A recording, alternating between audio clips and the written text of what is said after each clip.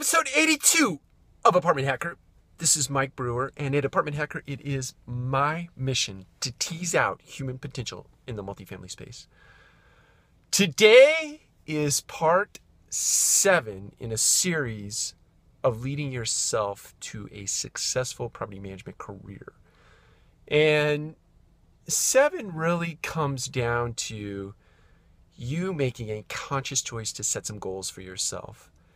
And I know, everybody talks about setting goals and how goals are very important in terms of making progress toward a worthy accomplishment in your life. And there's so much lip service given to the topic of goal setting that it's hard to really sit down and actually focus yourself to do it. And it's hard to figure out how to create measures around your goals and so on and so forth. People have taken goal setting to such a scientific process that frankly it is a little overwhelming.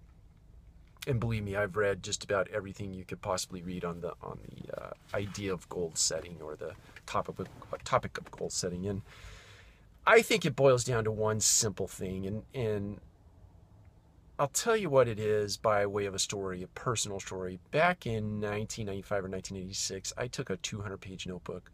And I was really inspired by Tony Robbins, and you can give me lots of grief for that too, but I was inspired by him, and he took a train ride across Germany or some foreign country, and he took out 8 or 10 pieces of paper, and he wrote down everything that he wanted in his life. And so I did the same thing with this 200-page notebook. I literally wrote out and scripted what I'd like to see happen in my life as it related to the property management business. I was absolutely on fire for the property management business at that time, and I still to this day have a fire in me for the business and for the space. But I wrote out everything I wanted to happen in my life as it related to property management industry in the 200-page notebook, and I filled up all 200 pages front and back. And it was in super crazy detail. That notebook and what has transpired in my life since that moment in time is almost scary, in the sense that much of what was in that notebook has come true to this day. Not in every detail, and certainly not exactly like I spelled it out.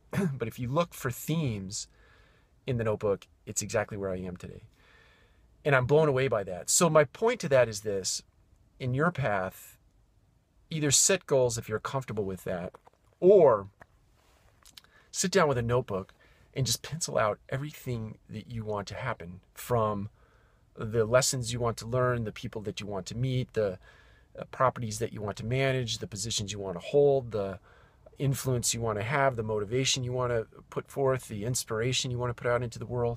Everything that you want to happen, write it out in that notebook as detailed as you possibly can. Or utilizing technology, just sit down with a Word document and literally type it all out. And then revisit it every year.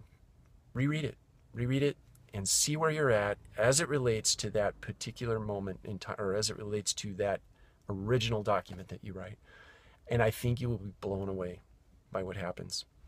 Now, we can get a lot more scientific about that, and maybe we'll do that in future episodes. But that document, first and foremost, is the last piece. It's step number 7 that you should put in place to chart your path in the multifamily space. And good luck to you. I'll be your biggest fan all along the way. Take care. Talk to you soon.